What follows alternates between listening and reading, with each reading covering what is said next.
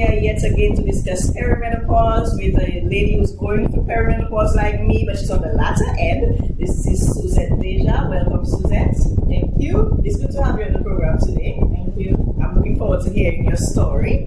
So tell us a bit about yourself. Are you married? You have children? How many children? Tell us your age if you choose. Well, yes, I'm married.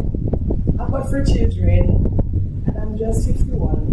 Okay, 51. So you're in perimenopause right now. How did you find out about perimenopause? Did you know about it before you started, or going through it? Well, perimenopause, I was introduced by it through you. Okay. And I never heard about it before. It's my first time hearing about it. Okay. Yes. All right. And that's what one of the ladies I interviewed said, that she didn't know what she was experiencing was perimenopause. So we thank God for Peritime. So how long has your perimenopause lasted so far? About what age were you when you started? If you track back now that you realize you read it, about how long now? Well, about 2 years. Okay, basically. All right, 2 years into it. Okay. What symptoms have you been experiencing? Well, missing periods. Sometimes my nipples. Like a tender. And mood swings. Okay. Mood swings. Tell us about those mood swings. How does it happen? Well, with the mood swings, when it comes, I have to try to control.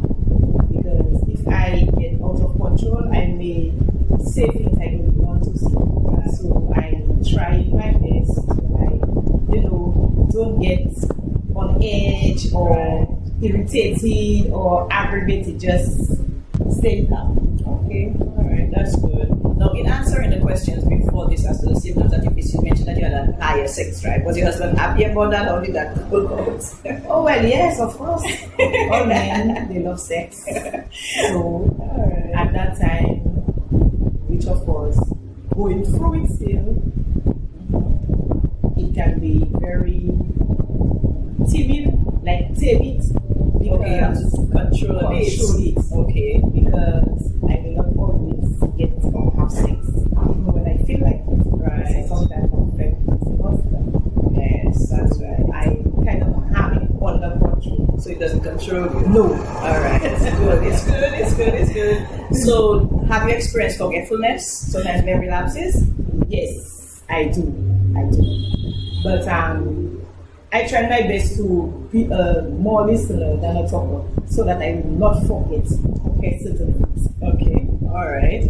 With your irregular periods, like how many months apart are they, or how many days late? Give us an example of what your periods are like.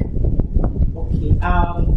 From the year 2 years since I noticed that, it is like sometimes 2 months, 3 months, I will see it. Okay. And yeah, my body gets so used to it. It's like becoming better for me. So when you first started missing your periods, did you think you were pregnant? Because that happened with me. I was like, am I pregnant? How did you think about it when you first missed your period? Okay, well, I know I was pregnant, but I said, but why am I missing periods? Is it something wrong with me? Is it my body changing? And then I remember one sister came to church with us, and she was speaking about it, and it raised my mind back to the symptoms. And then I started to realize and remember that is what I go through. All right, so it's good to hear other people talk about it. Yeah, for sure. So did you find, as you track back and look back, did you find over the past couple of years that your symptoms changed, or they became more intense, or they became less, some of them? Did you find they were the same throughout thus far, or they changed a bit?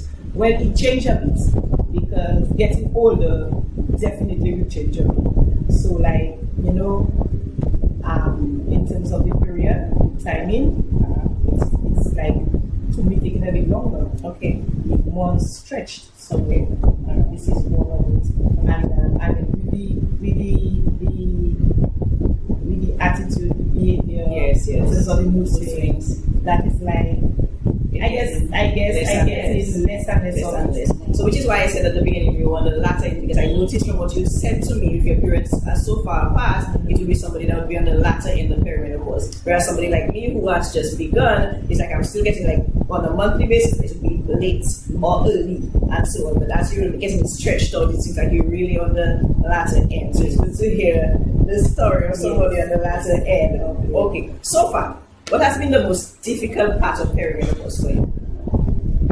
Difficult part. I don't like the mood swings. Yeah. I don't like the mood swings because it can really sometimes maybe turn me off. You know, in dealing with my husband or dealing with my family or dealing with people around me.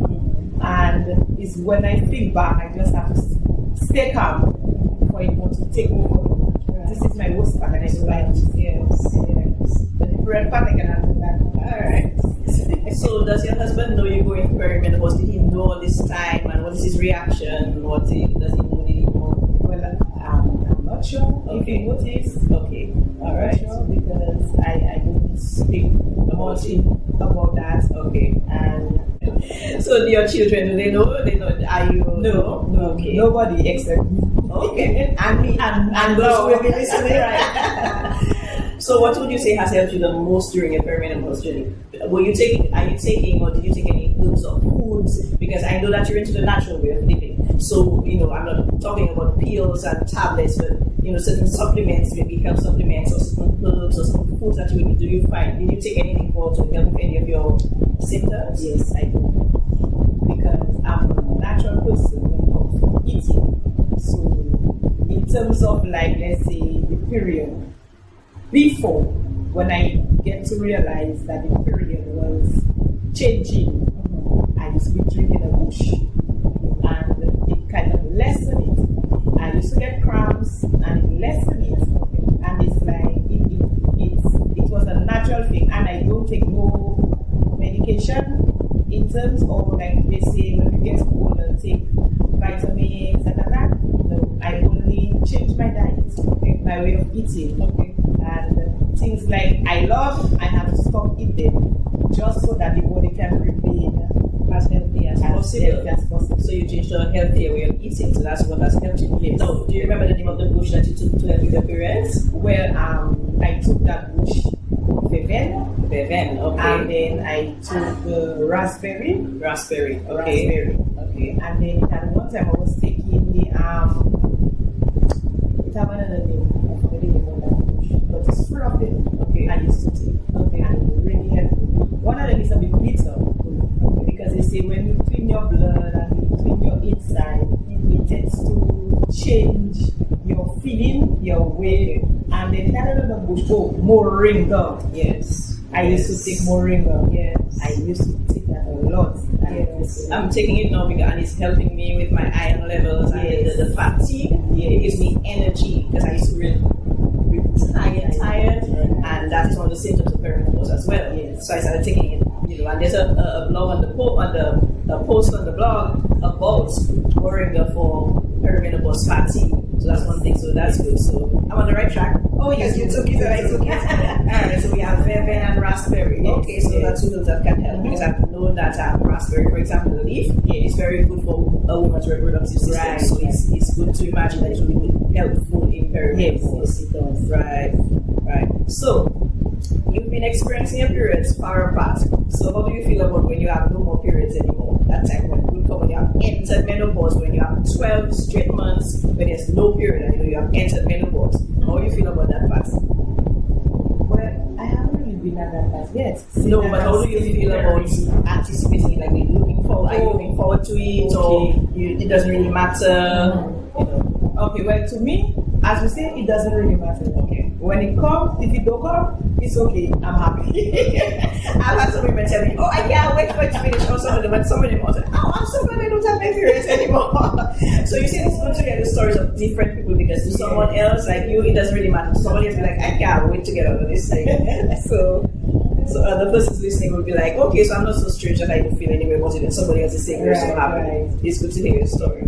So I am in perimenopause like you on the earlier end, and there are other women in perimenopause who will be listening to this. So what can you tell us? That any encouragement, any advice? Because some people will be experiencing all these extreme mood swings and depression and all kinds of things going on with them, and they're feeling so like they might be going crazy. Anything that you can tell us? Okay, well, the advice I can give you, just take it one day at a time, okay, and put everything in God's hand, and just be obedient to God. You know, if your body tells you don't do something or don't take something, don't take it.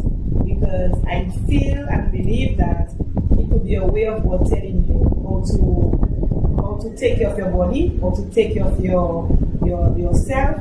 So in the future, as you continue living day by day, then it will not be of any effect to you, like hurts you.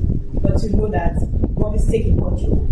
So with the perimenopause, well, I thank God I can go through it, and I reached that stage.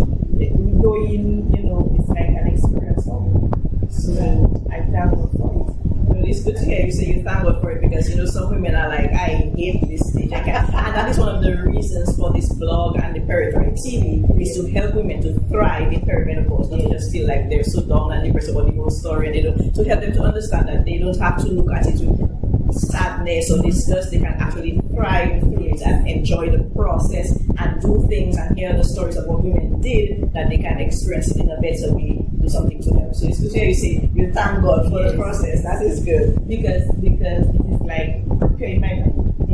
I prepare my mind before, because as I said earlier, it's because of the lesson that was taught at church with a nurse, and she told us about it.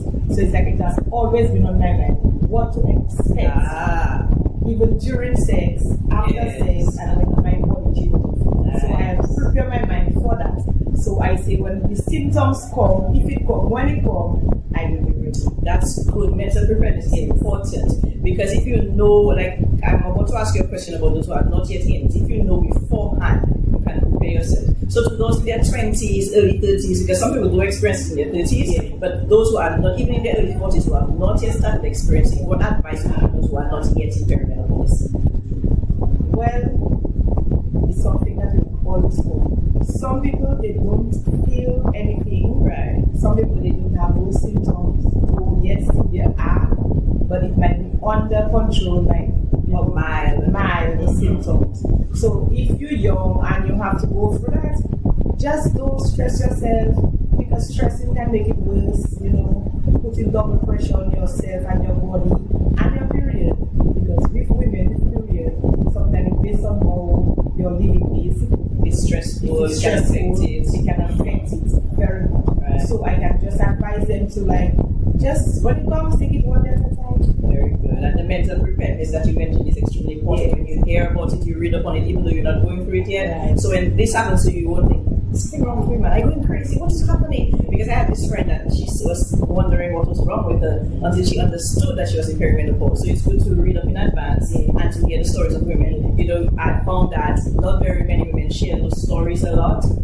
They keep it on the cover, so it's like some of us don't even know about it until we get there and they start to tell us, well, and then they start to tell us, well, you know, so and so and so. But I'm thinking with this Perimenopause blog and the Perimenopause TV, we can help people to get advanced information as well as just going through it. We'll be like, oh my gosh, I'm not crazy. Oh my gosh, there are other women like me. So I'm thankful for you. And I thank you too, because even if I never talk about it, here I am talking about it. Yes. I was never open to it, and it's something I just keep between myself and maybe one, two ladies. They know that open, we talk about it. But here I am with this Jen. And it's much appreciated to help me put the word out there for women, so it doesn't have to be hidden anymore. It's like before, early days, people hardly talk about sex, but now everybody knows everything about sex. They can better cope and better be able to handle it. But with perimenopause, we want to do the same thing where we can give people information. That's right. So thank you so much for your time. Thank you for having me. It's been a good time talking to you, And it's a pleasure being here. God bless you, and you have a wonderful day. Thank you. All right, say bye to the friends.